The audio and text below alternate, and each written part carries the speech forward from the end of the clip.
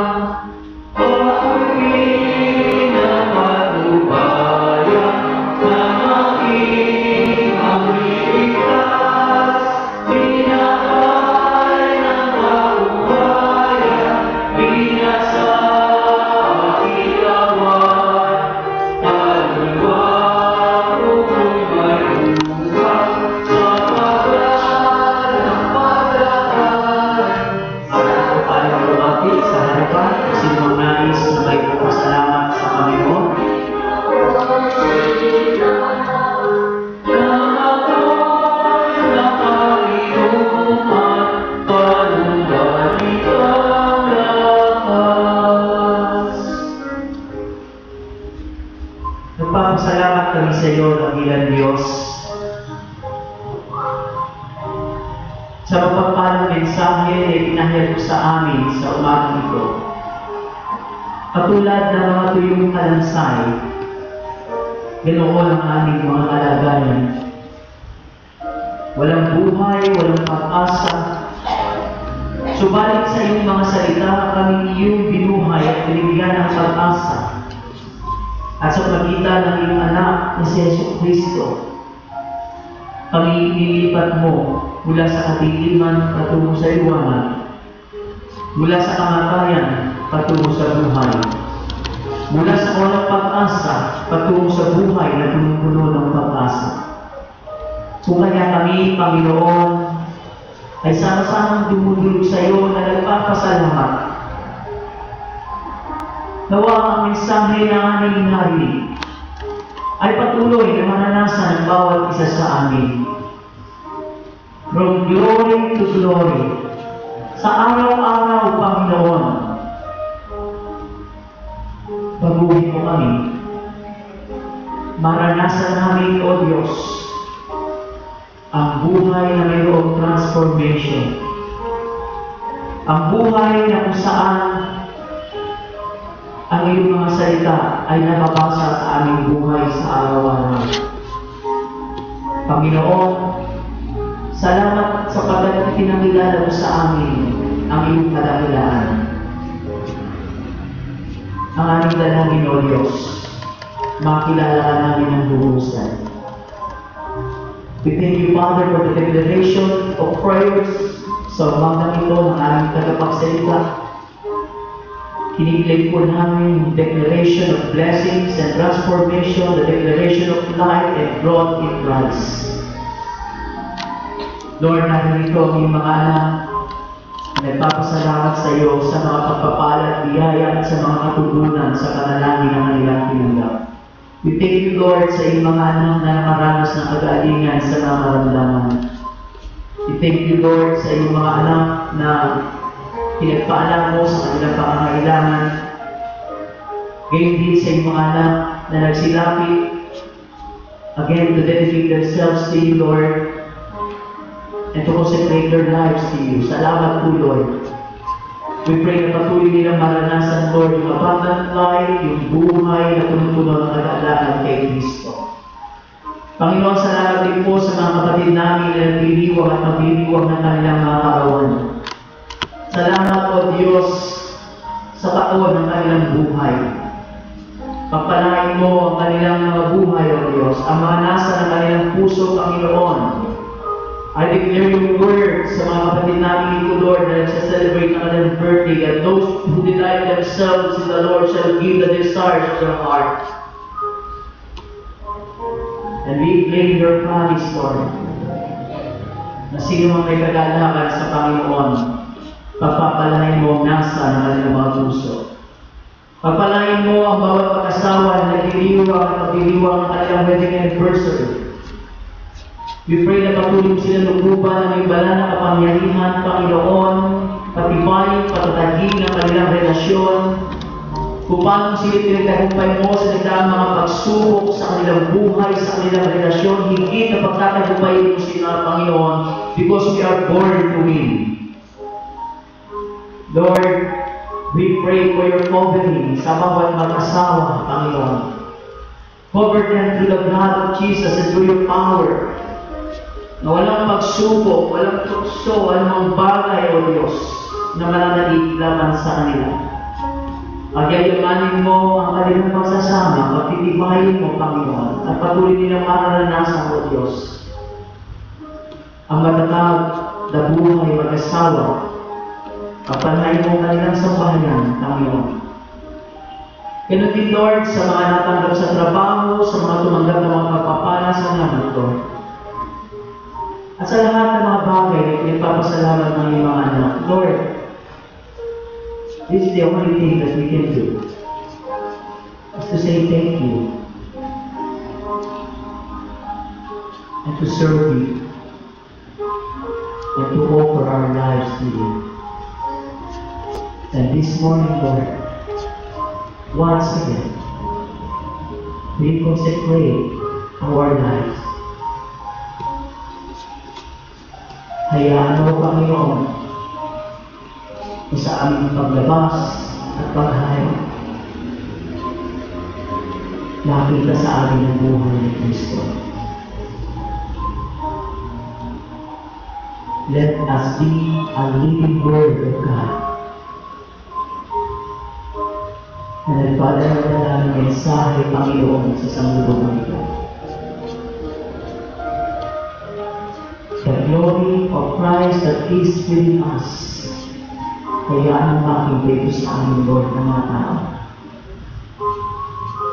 At gamitin mo kami, Lord, as light and salt of this earth.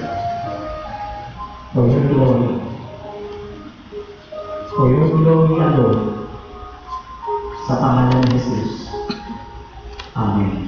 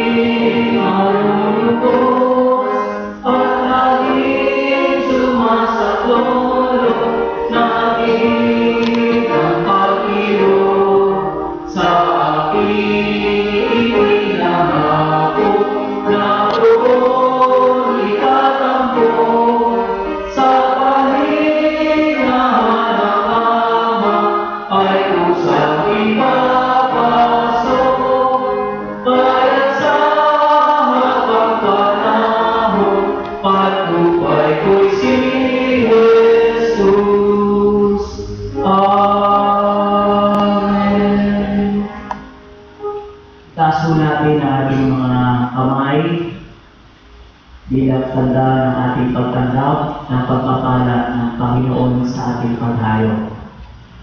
At ngayon, mga kapatid, Sa Diyos na bumabago sa atin sa araw-araw, sa Diyos na nagbibigay ng kanyang kalulatian sa atin.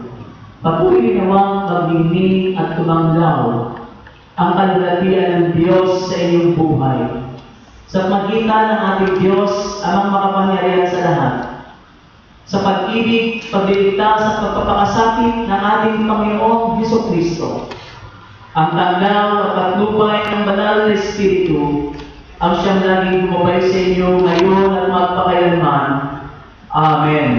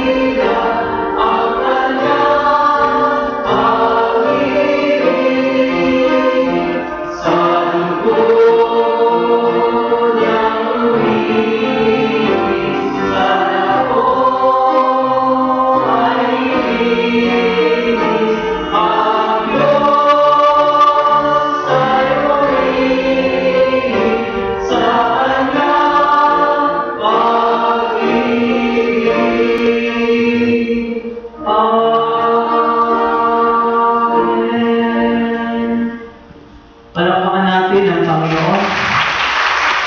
Glory to God.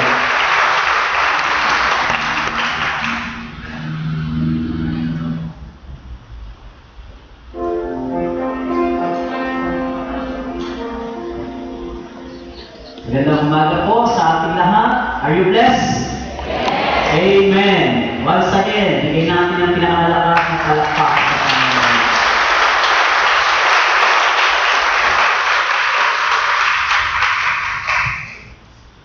Alam niyo, blessed na blessed ako sa ating anniversary month. From the very first week of our anniversary celebration ay tunay na punong-puno ng pagpapala ang ating pagsamba sa mga mensahe ng ating narinig. Next Sunday, mga kapatid, ay anniversary Sunday at joint service po tayo. Yung 7:45, yung 10:30 at yung vesper service natin. Isang service lang po tayo sa Sunday. At ang ating service ay mag-start ng 9:30 a.m. Hindi ko ma-imagine kung paano po tayo magkakasya dito next Sunday. So, first come, first serve sa mga upuan. Walang merong may-ari ng upuan. So, sikapin natin dumating ng maaga, bring your family. At yung ating mga anak na maliliit, mga bata, huwag po kayo mag-alala sapagkat kasabay ng ating worship celebration ay meron pong puppet show. Diyan po sa Joy, dito po sa ating Junior Chapel. Ano ho? So, hindi lang tayo, pati mga bata, meron tayong special ministry and program para sa kanila, sa kanilang junior worship. 9:30 po yung ating service next Sunday. Bahagi ng ating anniversary celebration, i-prepare po natin yung ating everybody's birthday offering. Yung ating everybody's birthday offering ay ito yung ating kasabay ng pag-celebrate ng 72nd founding anniversary ng ating church ay yung ating pasasalamat sa Panginoon na tayo ay binibless ng Panginoon through the Kamuning UMC. Amen? So, salamat po sa Panginoon. And then, ang ating speaker sa next Sunday, of course, kilala ng ating tagapagsalita ngayong umaga, ang presidente ng FEBC, si Dan Andrew Cura. Of course, siya yung presidente ng FEBC, ang ating speaker. Next Sunday, ay meron po tayong revival night at 6:30 p.m. Ang ating speaker ay si Reverend Alan Asuncion.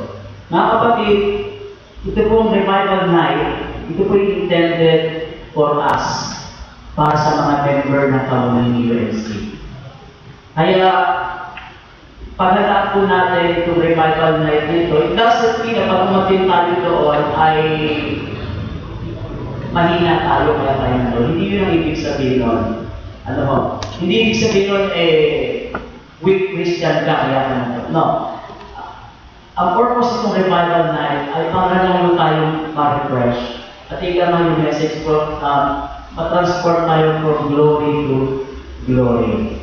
So, supportahan po natin, mag-participate po tayo, and be blessed. I believe, mag-bless po tayo dito sa ating revival night. So, pag-lecture tayo sa umaga, sikapin po natin mga balikin sa 6:30 para magsama-sama po tayo sa revival night na ito. Dito po sa ating church bulletin mga kapatid ay meron pong mga importanteng bagay na nais ko lang bigyan pansin. Yung pong mga Bible study po natin ay regular po yan.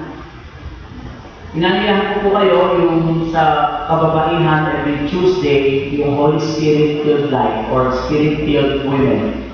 Ano ho? Sa every Tuesday po yan, dito ho sa Junior Chapel at 3 p.m.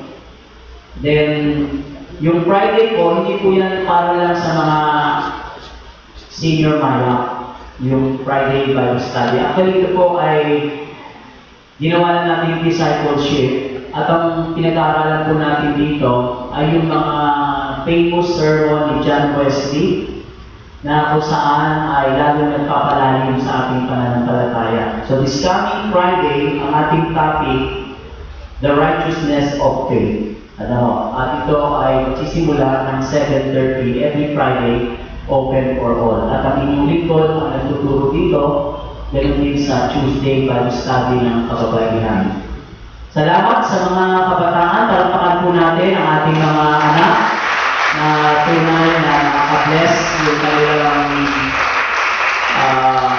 kung street dance, pero yung dance po na yun ay para sa Panginoon. Modern dance or contemporary dance yun actually.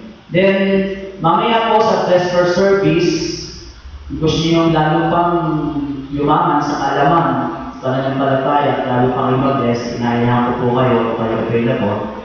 Ang din po ang salita at ang ating topic ay about what forgiveness is and what forgiveness is not, and how to practice forgiveness. So ito po yung ating topic mamayang gabi at 6:30 p.m. Pastor Ana. Magandang umaga po at ako'y natutuwa magpasalamat sa inyo. Ang ating mission kahapon, yung 2020 na ating activity, nakalimong po dahil sa inyong mga pagbibigay, sa inyong mga ukay-ukay na binigay at 10,000 po ang aming nakuha kahapon. So, palakpakan ko natin sa kanila. At maraming po sa inyo dito ang nakapagbigay. Maraming salamat po. At sa susunod, ang gagawin po natin ay sa Laura Mission naman. Maraming pa rin pong natira. Kaya maraming salamat. Yun lang po. Purihin po natin ang Panginoon. Amazing. Ito pala yung mga 10,000. Alam nyo, nakakatuwang nagkukay-ukay tayo doon sa church, sa batasan. Yung mga nanginili doon, sila nagpe-presyo. 5 pesos na lang ito, ate. 10 pesos na lang ito. Ano? Alam nyo, ganun ka generous tayo. Sige mo, 10 pesos na lang. Ito, 20 pesos na. Kanya-kanyang presyo sila. Ano? Pero, nakaka-bless. Imagine naka 10,000 tayo doon sa ating mga ukay-ukay ngayon. Praise God for that. So, salamat po mga kapatid. By the way, kung wala po kayong membership form at you need your operation sa pag-update ng ating membership, please, kumuha po kayo ng membership form dyan sa harapan. Pakiuwi lamang po ninyo at pakisubmit next week, pakibigay sa ating ushers. Tulungan niyo po kami na mag-update ng ating membership. Kung nakapag-build up na kayo 5 years ago or 10 years ago, ay tigil namin yung mag-build up ulit. Para sa ganon, ay ma-update po yung ating membership. Maraming salamat po. Pagpalain tayo ng Panginoon.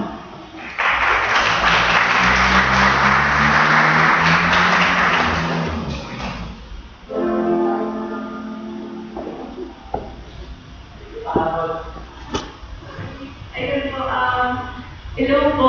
Para po sa activity ng mga kabataan, meron po kaming district youth fellowship mamaya sa Tala UMC. Yung mga gusto pong sumama, magkita-kita po tayo dun sa junior shuttle ng 1 o'clock. Tapos po sa July 28, meron po kaming activity entitled Feelings On. So yun, kita-kits po tayo. God bless. Kahapon announcement, by the way, next Sunday, expected na medyo mahaba yung ating service. From 9:30, makabutin tayo ng 12. So, lalo-lalo na mga diabetic, please magdala kayo ng water and something na pwede nyo makain habang nakaupo kayo dyan. Ito yung reminder for us nang sa ganon ay maiwasan din natin ma-dehydrate tayo. Okay lang po yun. No? So, yung po yung announcement, yung reminder sa lahat para sa ganon ay yung mga pangailangan ng ating katawan ay hindi naman din natin mapapayaran. Salamat po.